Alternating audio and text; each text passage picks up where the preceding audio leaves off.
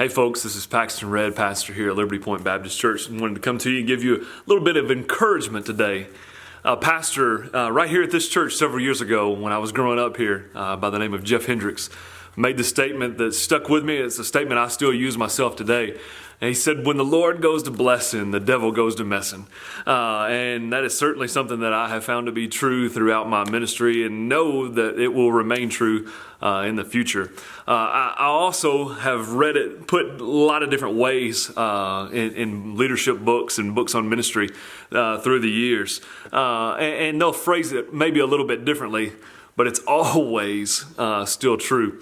Tom Rainer, in a book called Breakout Churches that I have right here in my hand, talks about the difference between big mo and blind erosion. Or in other words, the difference between being able to have lots of momentum or slowly fading away. And I think once you are truly part of experiencing God doing big things, you can't help but know that the Lord is blessing. It encourages you and it challenges you to want to do more and to see God continue to move in great and mighty ways. And once that flywheel starts to turn, that big momentum keeps turning and it starts moving in your favor. The opposite is also true. You might have that big you might have that momentum going, but just as Jeff used to say, when the Lord goes to blessing, the devil goes to messing, and you can slowly see that momentum slow and fade. And if you're not careful, the next thing you know is you start having this slow erosion that starts to take place. How you once things were exciting, but now they're slowly starting to fade and not really seeing God move in the way that you once saw.